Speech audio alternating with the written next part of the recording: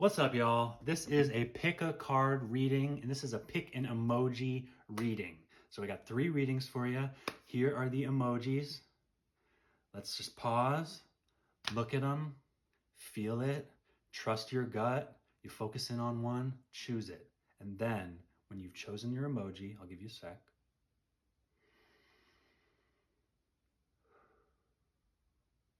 Then here are the timestamps to swipe to get your reading. Okay? Trust yourself. You got this. These are for you. Okay.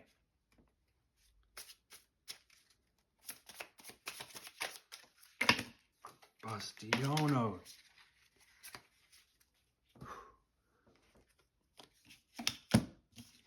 These are discovering. You are discovering who you are. You can test out. You can test. It's a test. There's no failing. There's experimentation. There's discovering what you're capable of.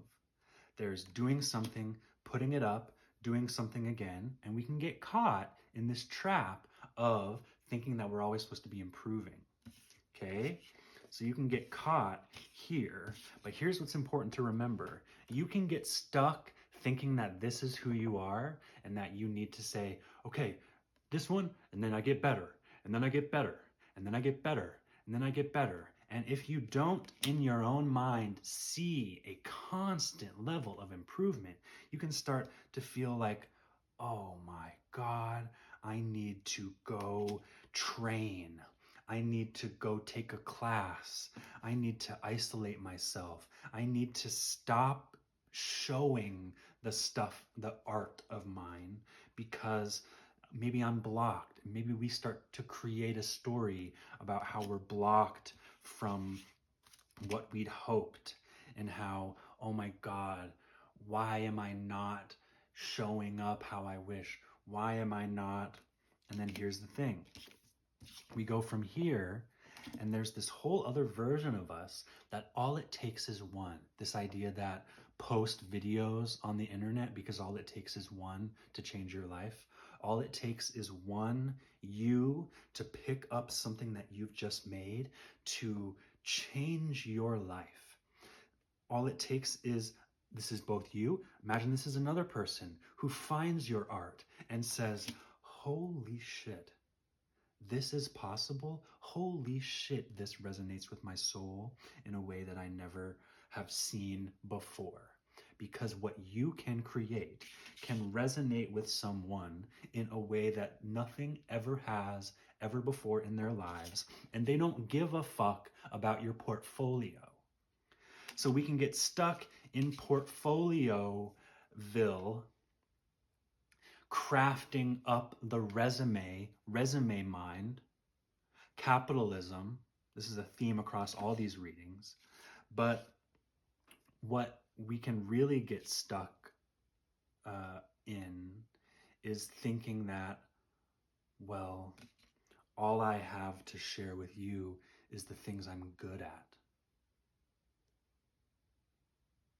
Here's these 2 shy people that are saying to each other, here, I don't have much, but I have a little bit of goodness. I have a little bit of goodness. Thanks for your goodness. And it's tender, and it's sweet, and it's lovely. That is great. But what this is missing is that this is actually what we have. We share. We have these 2 cups, a little bit of goodness, a little bit of goodness, you and your bestie, you and your partner, you and your community, share each other your little bit of goodness.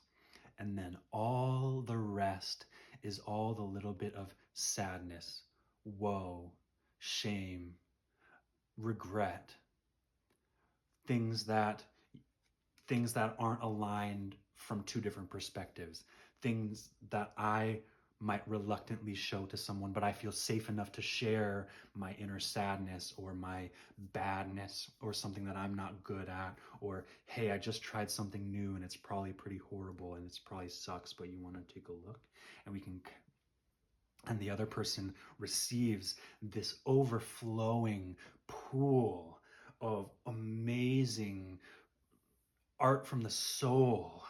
And we can so easily forget that we're tapped in to a part of our nature that is so true, that our own opinions only serve to get in the way, and that if we can start to remember that we're tapped into, this is like yin and yang. This is like, I need I think I need to be holding on to the goodness that is me. I think that I have to become this version, and we set it down, and maybe that's true. Maybe that's true that we hold hope and our goodness in a hand, and we don't want to pick up the negative. But if we can say, I don't have to hope for anything else to change. We can set down the hope that we will become someone different, that we will become something different, that we will discover magically along the way. I hope I get lucky and I catch a lucky break. And let's set down the hope, and let's set in our hands. Now these become walking sticks. Now these become now these become our weapons. These become the things that we reach. Now we can have a greater reach to the world around us. Now we carve it out because my left hand is a little stronger, my right hand. Now I trade this one out for something that's a little more sturdy, for something that's a little more lightweight. My left side becomes about reaching out to help pull others up from their own muck, and my right hand becomes what I stamp in the ground, and that makes me feel confident, and I'm never doubtful of who I am. And we can say and we can think that we need to tend to our negative, to the darkness that we perceive in ourselves. And there is light and dark. This is earth. We have sun and we have moon. We have happiness and sadness. We have joy and despair, right? We have all of these things, and we tend to say, I'll just carry a little bit of the light of my goodness out into the darkness to help me, but I don't want to be seen. And there is a time for us to be communing with ourselves, to discover what it is we're made of. But there's also a time for all that we are to be shared, because we are not the judge of what is worthy to the world, and that in fact we can use the relationships in our lives where we feel safe to share our deep intuitive knowing, and to highlight the ways that we feel stuck, and the ways that we feel like we want to change, or the ways that we feel like we've walked ourselves into a dead end, and the way we feel upset about who we are, and the way we feel like we have a lot to do to try to get to a good place, and the way that we feel like if this person who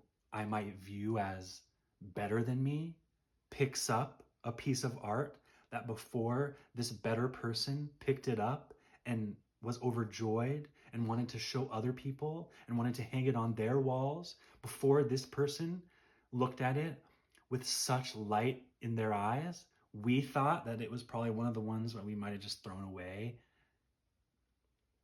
and that we don't realize just how powerful we are because we keep ourselves back from walking in the fullness of who we are, because we think we need to reserve one hand to hope that we become something different magically, to hope that if I just set down or I keep my darkness in the closet, that maybe it will just go away, or maybe it won't have the power to tear me down. When darkness doesn't tear down, Darkness that is locked in a cage destroys the cage because it wants to be felt. It deserves to be felt. It is not bad. It is not bad dog. It is sad dog. So I encourage you to find your confidence, to share the totality of who you are with your community, to share the totality of who you are as a means to help you find your community, to acknowledge the parts of you that don't feel good, to not feel scared of those parts, to hold the yin and yang in both hands, and to be yourself, take a chance, explore with infinite curiosity and delight, and without fear of being found out.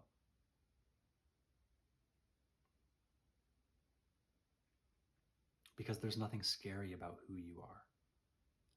And I know that you might scoff when I say that, but there's nothing scary about who you are. And you might think so because you have some darkness over there locked in your closet that's beating on the door at all times. And it feels like no one's safe here with my darkness. I don't even feel safe with my darkness. Well, that's because that darkness over there has been beaten by you, has been told, you fucking suck. You're bad.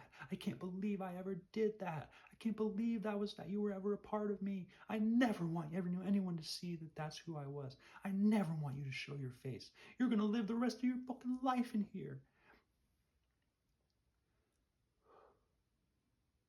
And it doesn't have to be some big thing.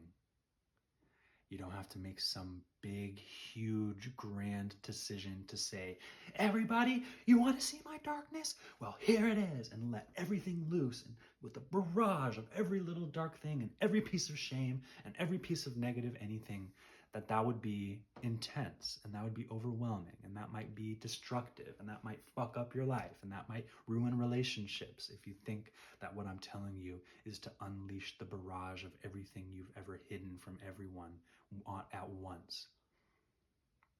Maybe you don't have someone. You will. You will.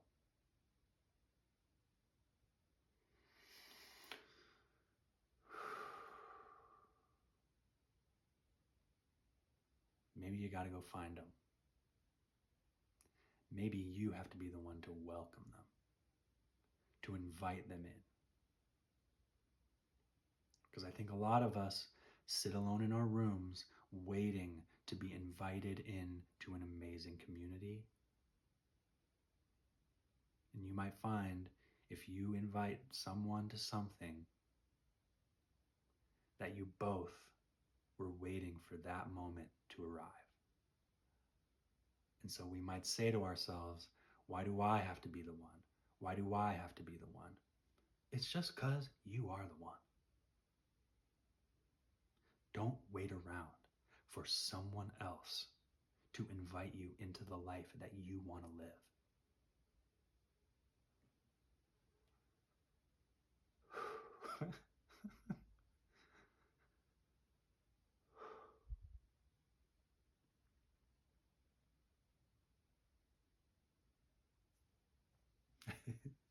Thanks.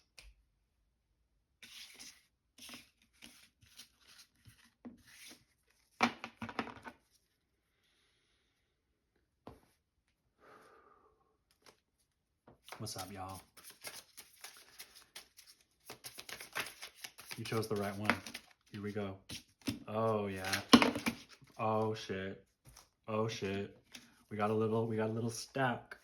That's not yet seen, so we're gonna come across this. Okay, so oh my God, do you feel shackled by the decisions that you've made? Is this so classic, Eight of Swords, that you're like, oh my God damn it, fuck, and you have a story in your mind about having planted your decisions over the years and years and years, and now it's like a maze, and it's like you've blocked yourself off by making these decisions, student loan debt, getting into this career. We can feel imprisoned by what our resume says and think that we only have this little number of options. Well, ever since I was right out of college or right out of high school, I did these couple things, and so now this is what people aren't going to hire me for on this thing, and we're afraid of being new at something. We're afraid of being new at something. And so I encourage you to go out and to just fucking go see what you're capable of. Go see what you're capable of. And the biggest thing that can stand in our way is this idea that, well, maybe who I am is bound to what I've done. And this is a story that doesn't truly exist because we don't think we have access to someplace far away if we don't know that we actually have a fucking chariot at our disposal that, guess what? Right now, maybe it's just a big pile of junk sitting in your driveway.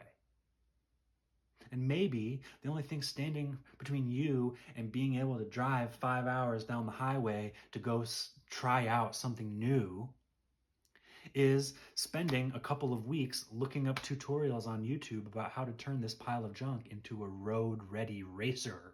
Okay? So, yes, resume, throw that away. Because just like in the way that you didn't have experience before you had experience, right now you don't have experience before you have experience. So just as you might take it easy on your 16, 18, 20-year-old self for being new at something, you can take it easy on you as you are now for not having experienced something that you want to go and experience. And so what lies ahead and what can feel like the barrier between you and the thing that you think could be right is that you don't know if it's right. And so if we consider that before we know if something's right, we don't like have the knowledge of rightness to be the motivation. And so what I encourage you to do instead of looking for assuredness about where you might want to go and explore, I urge you to find other people who have that same interest or other people who visited where you want to go before or other people who just are willing to support you and hear you in your honest, truthful expression of the newness that you feel excited about. That is what will motivate you to become this person, the person who doesn't need a whole long list of experiences and the timeline of the employment and the references and all the skills that you can turn in to the new hiring manager of the new stuff you're interested in. You can walk in and say, hey, I'm so interested in this. I've looked it up. I spent a lot of time. I worked on all the skills about putting together the chariot so that I could attach it to my motivation. Imagine these horses, financial, emotional, fulfillment, and survival, that these are motivators. And you have a lot of your life that is bigger than just going out like a backpacker and being able to go start anew anywhere. So you got to build this because you have love and you have art and you have all the parts of you that are not found in the job or the education or the new place or the new relationship that you want to take a chance on. That you have to build up something that might not be directly related. We got to save up money if we want to go do something that requires a lot of money. So the act of saving up money might not be the skill that shows the new people that you're capable, but it's you going out and breaking down a barrier, building yourself a racer to get to where you want to pitch yourself for that new thing. And when you arrive there, you might feel that all you have is just who you are and who you've been. And when you get to that place, when you take on this motivation and go for it, when you spend the time saving up the money, building up a little bit of an interest, a little bit of an understanding, when you tap into some community to help you, to give you tips, to tell you stories, to hear about you, you can show up as here, and you forget that you used to be bogged down by this story that you don't have, where you don't have enough, that you're stuck, that you're not in the right place, that you're stuck in a dead end. You can eliminate this storyline over time. That might look like slowly and slowly picking up some of these things that feel like they blocked you off, pulling them out of the ground, acknowledging them for what they are, because these are experiences. So I might say, oh my God, when I was 20 years old, I did this and fuck, and now I'm fucked. And then you pick it up and you actually realize that amidst this story of fuck that felt like you're trapped was actually something that was a part of you that was skill, that actually accomplished something, that went out and did something. You did get that education. You did break up with that toxic person. You did accomplish this stuff. You are taking care of yourself. Holy shit. This isn't a story about how I suck. It's actually a story about how I got myself to a place. And then when that place didn't turn out to be what you thought it would be, then all of a sudden, all the work that you put in to get there feels like a wall you built up around yourself that's now keeping you from where you want to be. And that's just not true.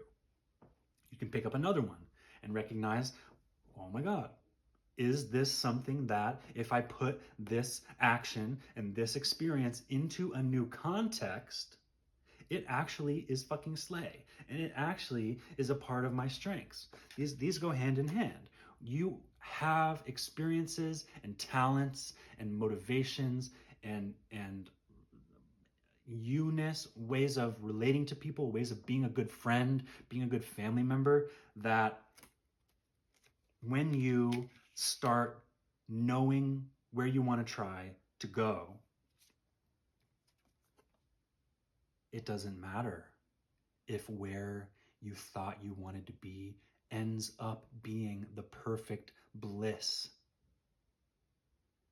Reshaping the stories that hold you back leads you into a place that no matter where you are, you can look up, feel the warmth of the sun, look up, see the light of the moon, and be like, I got myself here, and I can get myself somewhere else too. And something turns toxic, I can handle it. Something doesn't feed me the way I need to be fed, even though I wish it did, I can go out and ask for more food. I can go out and make more decisions. I can go out and I can find other people who are going to be willing to take a chance on me. I can go out and I can rediscover something that will make me feel even better than this amazing place that I want to land, because the place where you land is not what makes your life rich. It's the you that chose to jump. It's the you that chose to make a racer out of a pile of junk. It's the you that chose to pick up the barriers and examine your limiting beliefs and realize that, whoa, actually, some of this stuff that looks like a limiting belief is actually just a skill or an experience that I just need to place somewhere else in my environment, that I just need to wield with the other hand, that I thought this was about offense, it's actually about defense. I thought this was about creativity, it's actually about longevity. I thought this was about keeping me safe. It's actually about keeping my loved ones safe. I thought this was about getting the most money. It's actually about getting the most fulfillment. I thought this was about having the best looking life. No, it's actually about having the best feeling life. And you are the one who will decide those things. So this is the most important card. All the rest of these are about you. But here is where you will be fueled by the people around you, where you will be shown and reminded about just how far you've come, about just how powerful you are, and you can do the same for the people around you. It's not bad to start new. It's fucking awesome. And it's hard to do. And a lot of us will never feel safe enough to do so. A lot of us will just stay here for a long, long, long time, if not forever. And we'll just try to make the best out of a bad situation that we think just is what it is.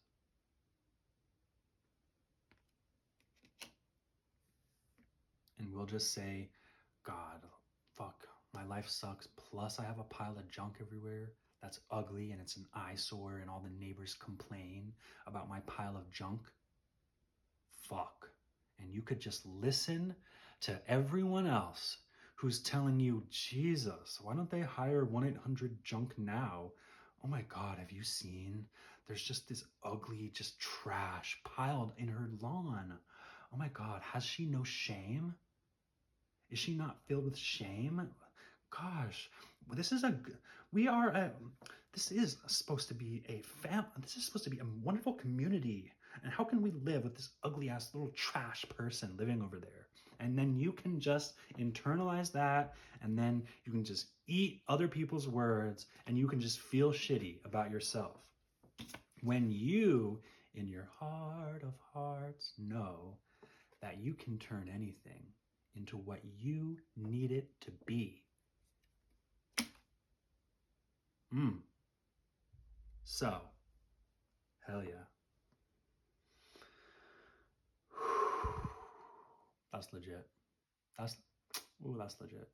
This was a good one. This was probably the best one. I didn't say that about everyone. Oh my God, I didn't say that. All right. Hello, hello, hello.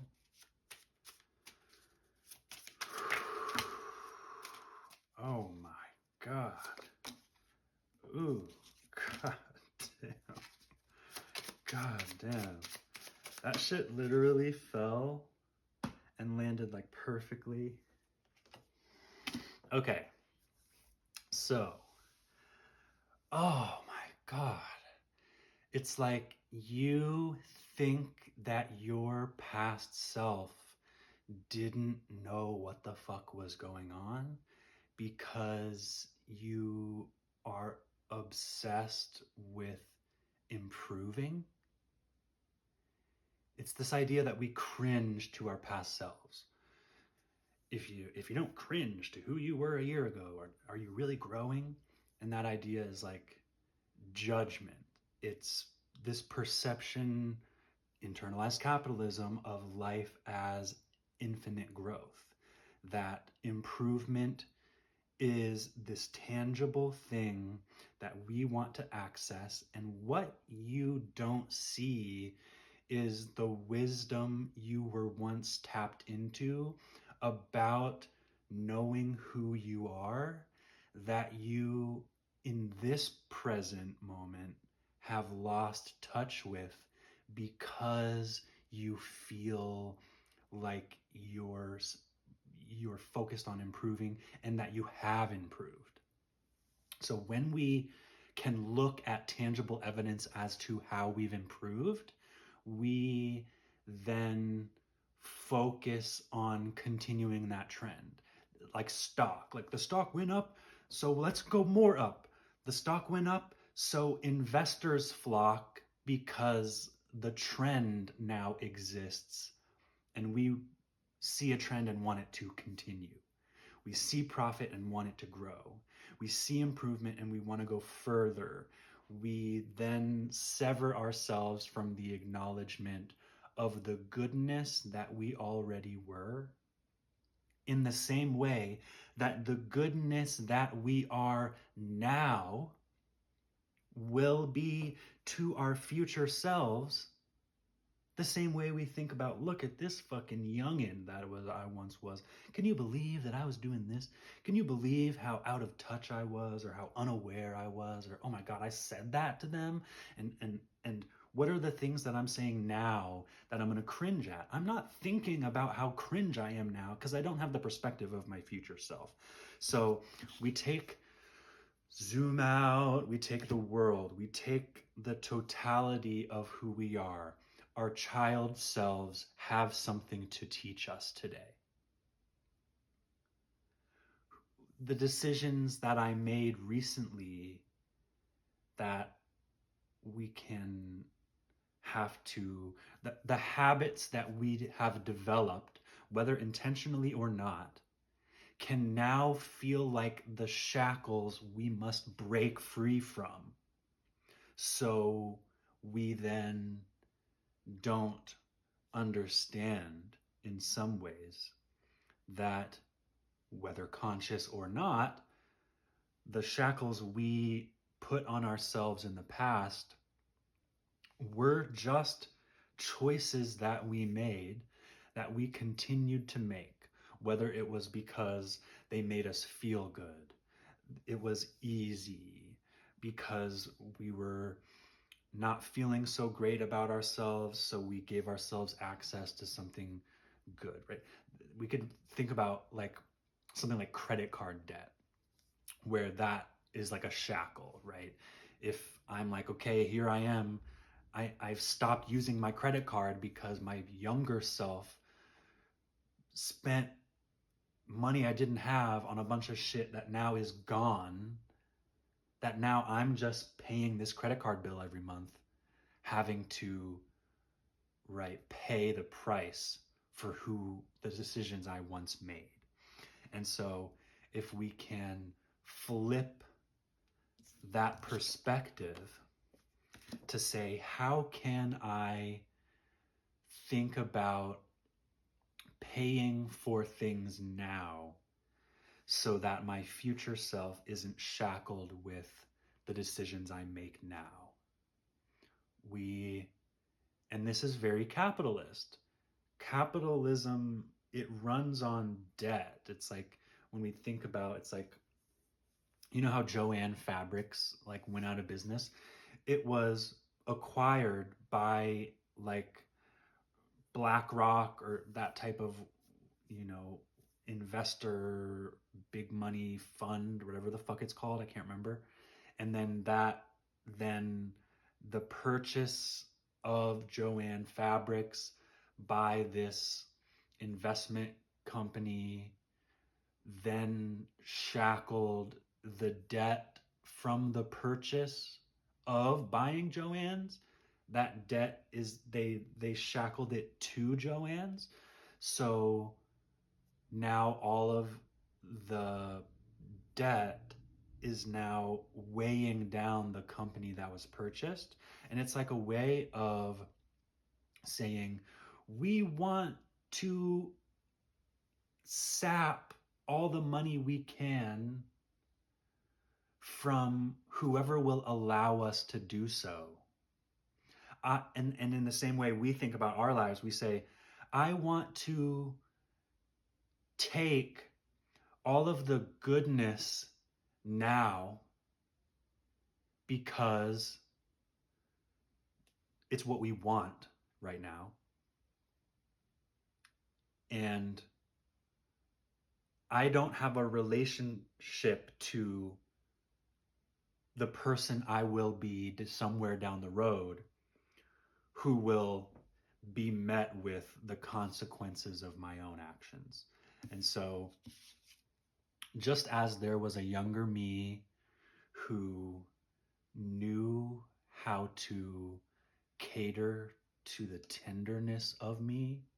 And then there was the younger me who was just running up a bill on immediate instant gratification purchases.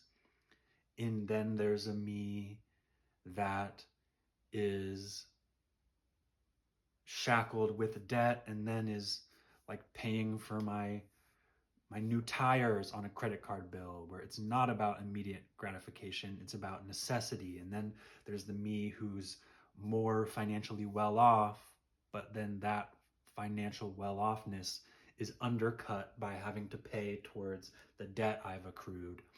And I just want us to remember, oh, that we can die to who we have been. We can let the self we think we are crumble, not because we don't like it, not because it's a remaking. It's a moment in the process of a new type of becoming. It's a saying, this is just a snapshot of a grander picture of our lives that says, this all was built up and it's not what I hoped it would be. Or I've shifted my desires and I've shifted where I want to be. I now want to build over here. Why did I think I wanted a high-rise penthouse? Why the fuck am I paying for this? Why did I think life would be good if I had a valet?